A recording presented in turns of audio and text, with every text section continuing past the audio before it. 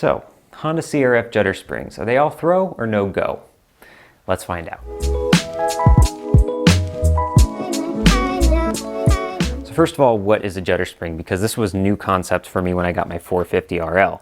And I'll use the service manual here with the visual representation of the clutch pack to explain. So basically with every motorcycle, you would expect a typical clutch pack to be something like this, where it's a series of friction plates and steel plates, one then the other, forming a pack. Usually there's about 5 or 6 depending on models, and that makes up your clutch pack. But for Honda CRF models, this actually is a lot more complicated in that it has actually 3 different sets of friction plates and a judder spring and retaining spring in the back. So a very popular modification is to switch out the friction plate and judder spring in the very back with one of the original kind of normal friction plates up here to give it more of a traditional clutch feel. The thinking here is that it's going to prevent any breakage in the clutch pack, because the very back here includes a couple of things. There's a retaining spring right here, there's a judder spring behind that, and then a very small friction plate, and that makes up the kind of judder spring assembly in the back here. All of that is combined to equate to about 1 friction plate, so it's actually pretty thin,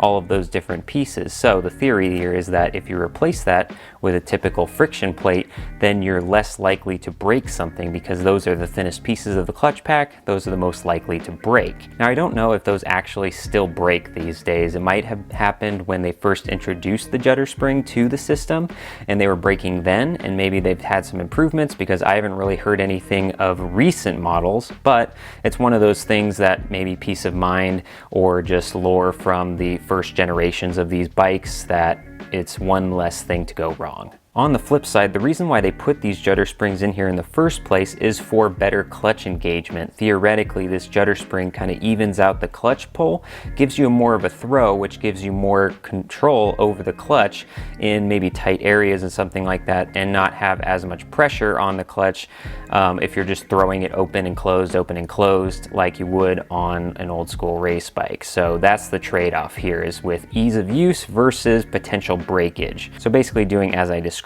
taking out these last 3 pieces in the clutch pack and replacing it with a new friction plate like I have here. So this was pulled out last night. I made sure that it was nice and oiled up. It's been sitting like this for about 24 hours or so. And I also want to point out here to make sure that you're looking at the right part number. I'll show it on the screen here, because there's a couple of different friction plates. Actually, there's 3 different types of part numbers for the friction plate. There's the thin one in the back that we're replacing, and there's a different friction plate at the very front of the clutch pack. So make sure you're getting the ones that make up the majority of the bike, and it's going to be that part number. I'll also link it in the description below. So now that that's all prepped, what we're going to do is take the bike here and lean it over, give it a nice garage nap while we replace the clutch. I'm just doing it that way so I don't have to drain the oil, because I don't need to right now. And it should be a pretty simple process. I'm just going to take the clutch cover off, pull out the clutch pack, replace the last 3 items with the friction plate, and then put it all back together. 10 minutes max.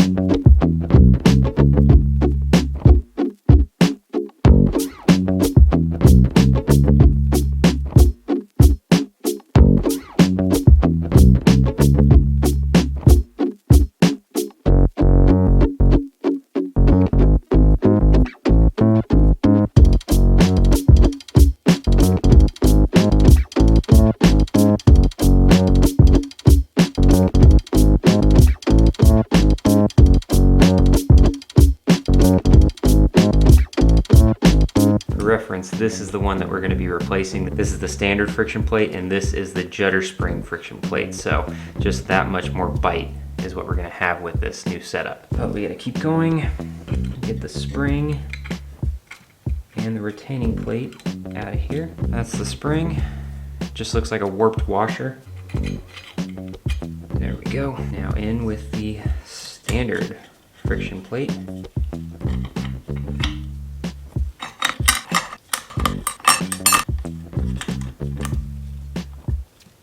Surgery was a success. Time to close.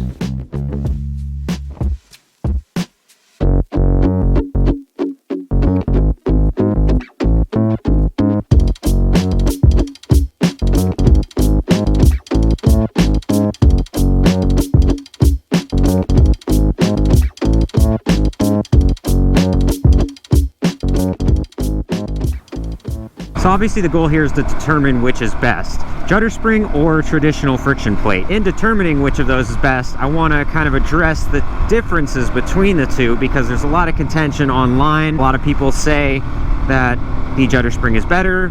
A lot of people say that the friction plate is better, and reasons for that. So I want to compare the two while I'm doing this. So right now it's completely stock. We haven't done anything to the bike yet.